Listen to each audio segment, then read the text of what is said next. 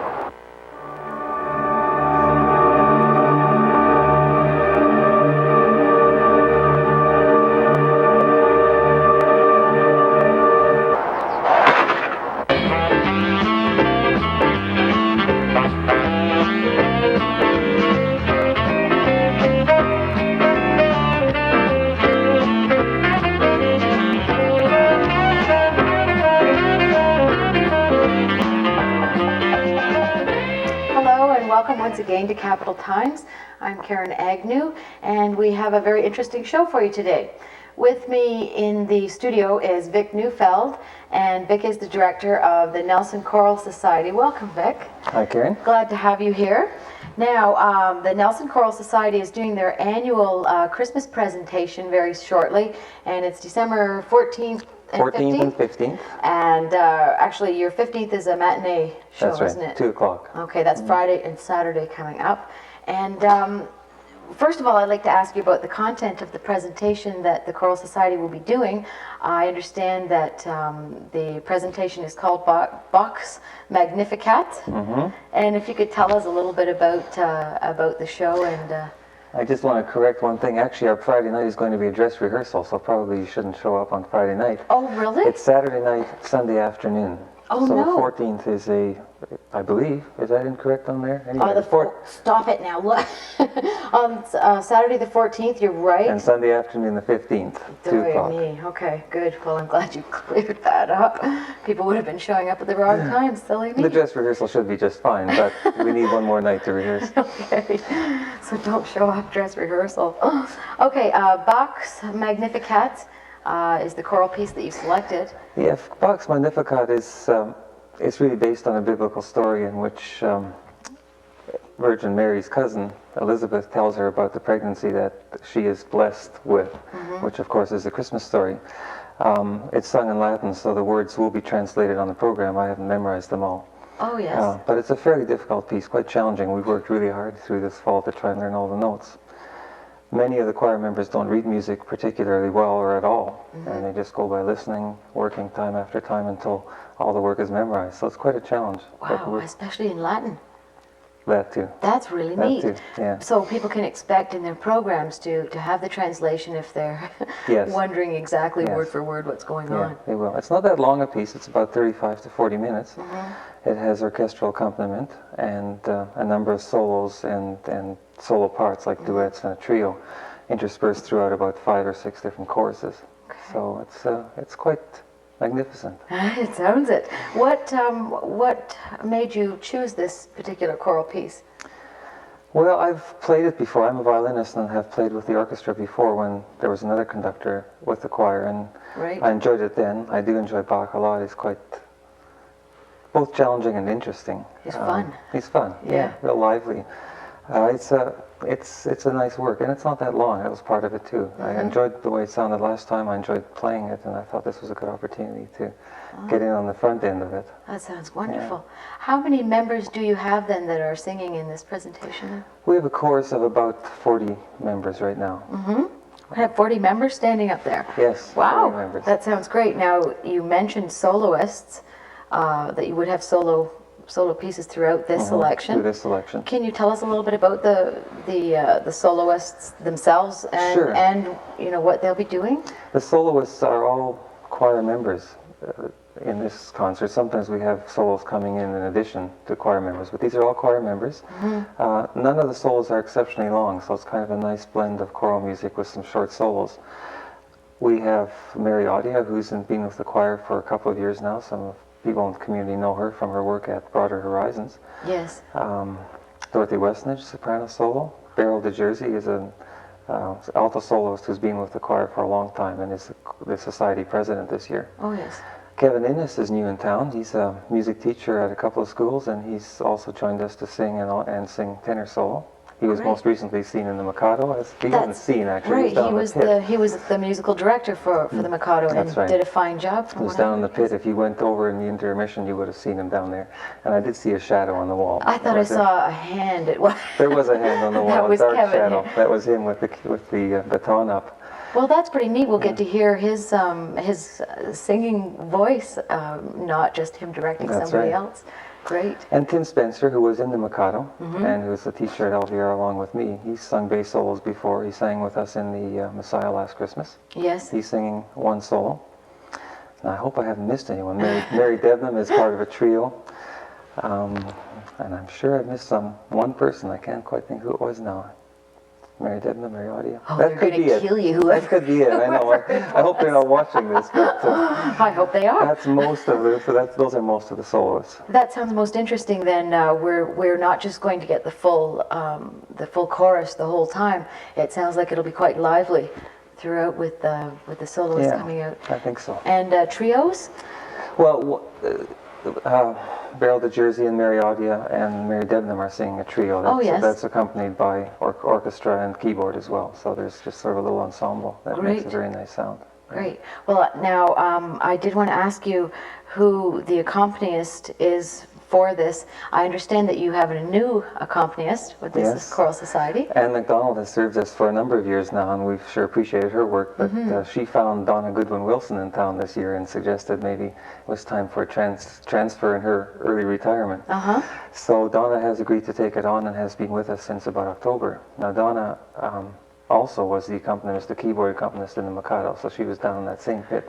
We hijacked a few people out of there. Bring that talent in. And she's done a very fine job. We sure appreciate her. Yes. And you'll get to hear her as well. Well, it's nice then. I'm getting a sense of new people in the community becoming involved with the Choral Society then in this show. Yeah, particularly. that's true. And we've also had some of that with the orchestra. Is it time to talk about the orchestra? Oh, well, right, sure. Do you have 'Cause I play other violin, I have- instrumentals involved in this? Well, in terms of the community and new people coming in, it's Yes. always exciting to find new people who happen to play an instrument you didn't know they played. Yes. I met a fellow on another occasion last year and had something to do with him in work. Well, a month ago I found out he plays the violin as well. Oh, wonderful. So he joined us last night for rehearsal. David Stewart from Crawford Bay moved here a couple of years ago. He's a violinist, so he's joined us. And one of the interesting things about choir and orchestra is that the members come from quite a range of geographical range, come to rehearsals and to performance. We have Yes. 3 or 4 members who come from Crawford Bay, Balfour, the whole North Shore area, Winlaw, You find them and South bring Selmo. them in, huh? So they come from quite a range, as does orchestra. In fact, the orchestra range is even wider. The violist, Don Wild, is a longtime faithful violist from Rossland, and he comes to almost every concert we do. David Stewart from Crawford Bay, as I said, Don Mitchell from Castlegar, and so on. So it's quite a collected group. of That's a musicians. fairly large orchestra, it sounds like. In terms of numbers, how many are you having? In numbers, orchestras, by orchestral standards is not large, but we have about 15, I'd say. Now, this group of people that you've pulled together for the orchestra, is this is sort of a one-time thing for them? Are they sort of like doing a guest appearance, as it were? Or? Well, they don't belong to the Choral Society per se, but they have Yes. accompanied us on many occasions over the years. There was an entity here formerly called Selkirk Chamber Orchestra for a number of years, and this is kind of the same group, except the structure of that group isn't formalized anymore. So it's a group of musicians who live here locally and contribute to community events. Many of them play with other performances like Rossland Light Opera. They play with Mikado, as we mentioned. A number of them are going over to the East Kootenays this weekend to do a concert with the Kootenay Chamber Orchestra, Oh, and neat. so on. So it's a freelance musicians who have other jobs as well, Yes. and play in a variety of venues. Yeah. Does does the Nelson Choral Society find that it very much enhances what they're doing to be able to have the orchestra play along with them. Oh, very much so. Like, Yeah. last night was our first night choir and orchestra together, and it's Yes. a real treat. You can just see, I feel it myself, but I can see it in the choir members as well, that kind of excitement of the sound changes. It's really quite fun. I'll bet it Yeah. does. Is there any sense of a cappella insofar as the chorus singing without accompaniment at any time? In the Magnificat, only in a few small occasions. It's primarily orchestral accompaniment throughout. There are a few little Yes. interludes, as well as one chorus, which is a fugue, where it's primarily chorus and keyboard and just the cello. So it's a very thin background. It's not this full orchestra that we have for the rest of it. So that's kind of a nice contrast as well. Do your soloists, I must ask, do they audition to be able to have the privilege of being soloists in the presentation, or are they selected? They audition. Yes. I announce what's available and ask for volunteers, and then a certain night they come and sing something, and I listen to them. Now, I must admit, occasionally we recruit as well. Yes. But yeah, they audition.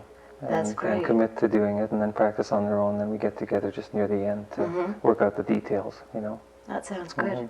So there is a sense of this is my part and I'm singing it. Oh, very much so. That's great. Very much so. I'm sure you have some very pure sounds coming out of these people then. Yeah, last night was, I guess, our first night with the orchestra as well for soloists, and Yes. it was quite exciting. I really enjoyed That's great. The old hair on the back of your neck trick? Yeah, that's right. We practiced for 3 hours altogether. It was really a busy night. But Wow. anyway, it's starting to feel together. Is it a family sense, society? I think so. We had, for example, yesterday we had, I had to dismiss the choir early so that I could practice with soloists and orchestra. Yes. And had asked for volunteers the week before to perhaps house some of the people for continued practice, because we still need it. And so one of the members did volunteer, and most of the choir marched down to her house down the block and spent another hour and a half, I think, on their own. Having fun, no Having doubt. fun, yeah. So I was really great. pleased to see that. That's a good mix then, isn't it? If you could tell us a bit, also in the program you have Brother Heinrich's Christmas, which I understand will be narrated by Peter Ferris, That's right. who is really good at that kind of thing. He is good at that kind of thing. You've met him, I presume. Yes, I certainly Yeah. have, yes. Yeah, I taught school in the same school with Peter for many years, so I got to know him well. And someone else suggested to me that I should contact him about perhaps narrating this, which I did. And fortunately, he's still here. He's leaving for the East Coast, I think, or yes. maybe not the East Coast, but the East for Christmas. But Yeah. he's still here this coming weekend. So yeah, he agreed to do it, and it's sounding very fine. He's got a Yeah. wonderful voice. Very fine voice, narration, yes. That'll be great. What is Brother Heinrich's Christmas all about? Well, it's interesting. I happen to have a little score right here. It's Maybe we could get a it just shot if you can hold that up a kind little of bit. looks yeah. Christmassy. But what it is, it's based on a fable, and then it's its own fable. It's based on a fable or a legend set in the 14th century that said the angels came down to a certain monk and sang the chorus, or the Christmas chorus, in Dulce Jubilo, which is kind of Good Christian Men Rejoice, that theme. Yes. And the story is that's how it was first written. Well, this is a new fable which kind of incorporates that theme, or that idea. And it's about a monk who works faithfully in his monastery, and he works alongside a donkey and presses the wine. The donkey turns the Oh, yes. machinery to press the wine, and they're pretty good friends. This monk is also choir director, and because they're friends, he lets the donkey sing in his choir. Wait a minute. He It's lets true. the It's right donkey in here. sing in the choir. It's right in here. I can point to the page. It's got a slight comedic flavor then, It does. yes? It does. But he lets him sing in his choir, and it's going pretty well until one day the abbot calls him in and Yes. says, "We're having the Archbishop coming for Christmas, and we need a special new song in the choir. Could you write us some music for that? And by the way, the donkey, Sigismund is his name, he shouldn't be there. It's really not, Not kind of done. tacky. It's a little tacky." So Brother Heinrich had to go talk to Sigismund and tell him the bad news, which was very distressing, of course. And then together they You both... say this with a serious face. Well, it is, Sorry. wouldn't it be? He sings two notes, but sometimes they're the right ones. So. Yes. So they were fretting about this, and the donkey was saying, "Yeah, well, how can you write this music?" And as they were working along the way, they heard this angel choir, similar to the fable, and heard this particular music, the Good Christian Men Rejoice Christmas music. They listened and listened. Hey, this is pretty, I think this is the music we want. So he started frantically writing it down until he came to the end, and he couldn't remember how the end was. He said, what is, Sigismund, do you know? Couldn't think of it. So this was quite desperate. And just at some point, Sigismund sang his two notes, which were the ones he's used to singing, and they happened to just be the last two notes of the piece. And he said, I've got it, that's it. So that was grand, and he showed the abbot his music and played it for him or sang it for him. And the abbot was so overjoyed. He said, "If that's wonderful. And you could even let Sigismund sing just this once." So he sang at the performance. The Archbishop was thrilled. The abbot enjoyed some of the wine on the side. It's just kind of a fun tale, but it turned out quite happily. It sounds like a great tale. So while Peter's doing the narration, then we have the chorus. The chorus is there to a small degree. They're just singing this choral backwards angel music in the background, so they're not doing a lot. But what is there is a little ensemble piano with Donna and a bassoon, which plays the part of Sigismund, so you kind of get that donkey sound, and the bassoonist doesn't have a lot of notes, but she plays those two notes over and over. And this is a young girl from Trafalgar School, Sarah McNally, who's agreed to help us with that, as there aren't a lot of bassoonists in town. And an oboist, which is a very nice lyrical part, and that's played by Mark Fisher, who's a band teacher at Caslow High School. So that'll be a treat too. Sounds really good. I always love the oboe. Yeah, that's great. And again, Peter Ferris will be narrating that. He's got a great voice, so you'll enjoy that, you people out there. We're going to take a quick break right now, and when we come back, Vic's going to tell us a little bit more about the history of and currently the Choral Society, and perhaps how you might become a member, or if you're interested, that sort of thing.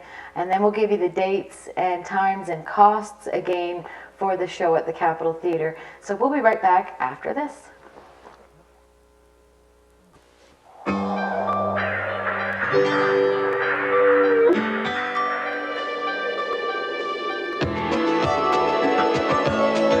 Grab on to the good times. Vitality.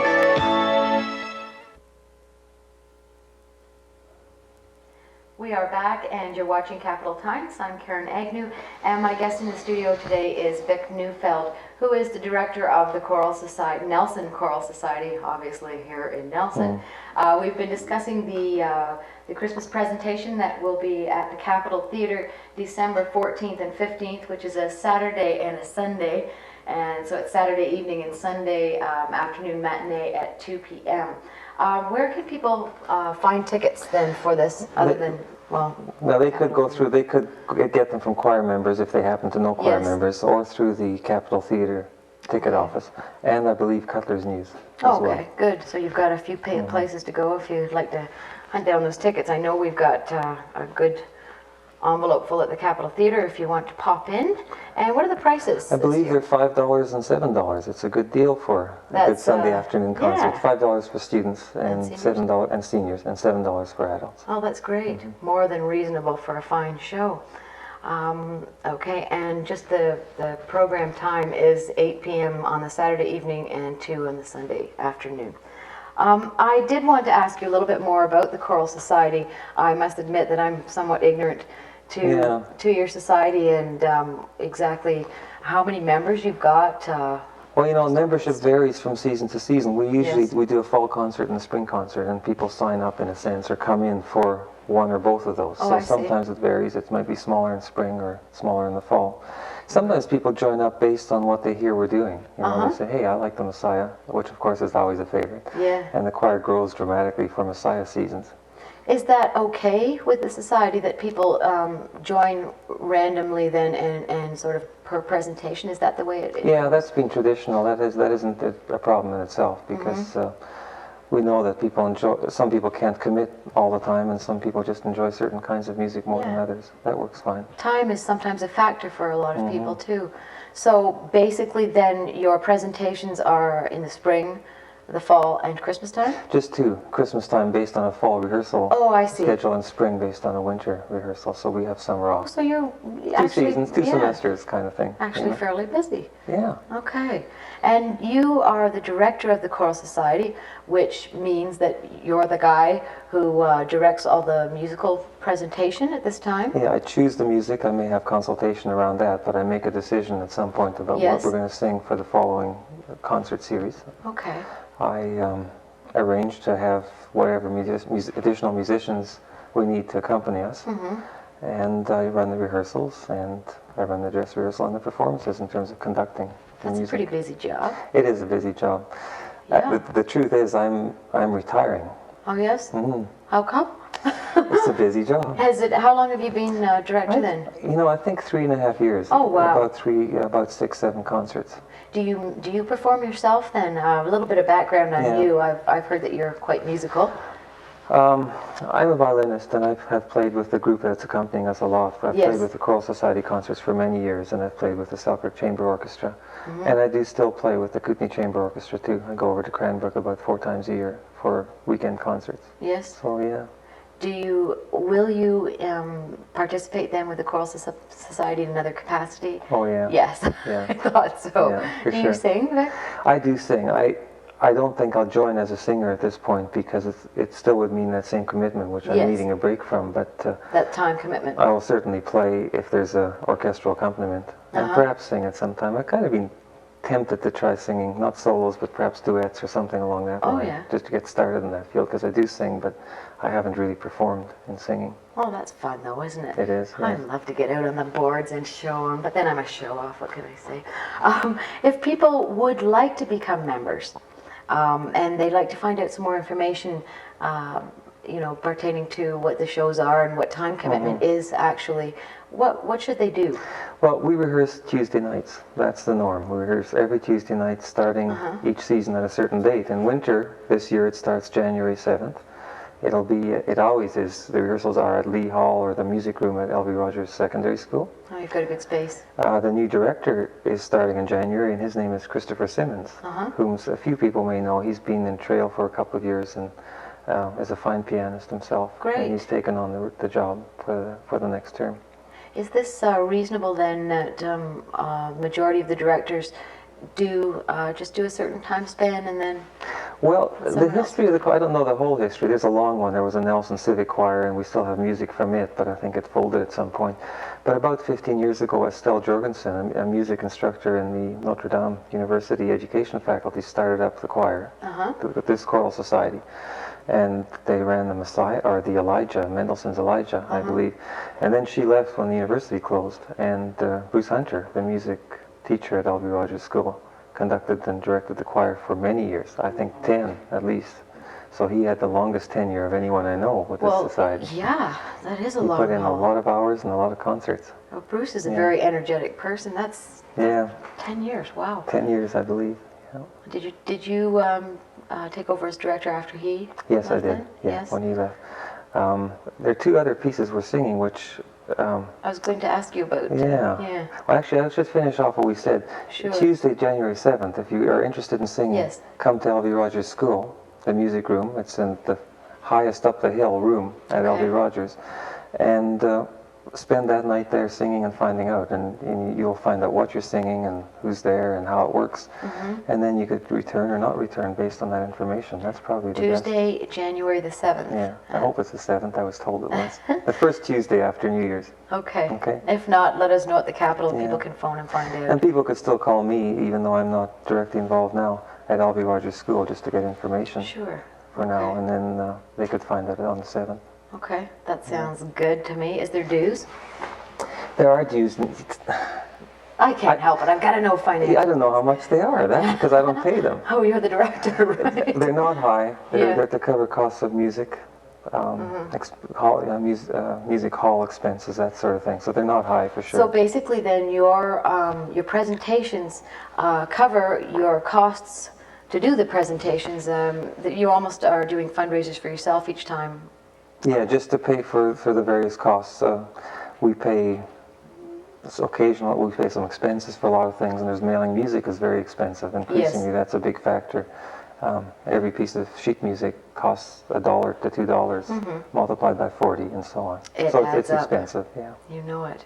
Okay, so if you'd like to, would we say that was an orientation kind of meeting then? That's usually how it goes. I mean, there's singing that happens, but it's the chance to find out what's going on and to try it out Okay. without being committed necessarily. And then after that, it's important to make a decision. And definitely don't feel intimidated or overwhelmed, right? Just Right. come on down. There are some fine singers. There are many people who just like singing who aren't particularly trained in music. So it's not. It doesn't need to be intimidating from that point of view. Well, I've heard rumor that Where? you are a real friendly bunch and that when you party, you eat. He said that you have some nice little celebrations afterwards. Yeah, we usually yourself. have some kind of celebration after. This time, in fact, we're having a Chinese dinner after Oh, a nice. concert on Sunday, which should be Nice. fun. Yeah. That's great. Okay, I'm getting one of these again from the guys. Oh. So I think that we'll probably wind it up here. Again, it's December 14th and 15th. It's Saturday and Sunday at the Capitol Theater, 8 o'clock on the Saturday night and 2 p.m. on the Sunday. And that's to see the Nelson Choral Society in concert doing their Christmas presentation of Bach's Magnificat and Brother Heinrich's Christmas. So please join us for that. I know you'll enjoy it. And I'd like to thank you very much for joining me. You're welcome. It's in the been a studio pleasure. today. It's great. Nice to meet you. It's always nice to meet new people. I'll get you in here again. Don't worry. Spring presentation, right? I won't be conducting. Oh, But I'll tell you'll you- probably be I'll involved. tell you who is. Yeah. Okay, that's great. Well, thank you very much again, Vic. And we'll be right back after this short break.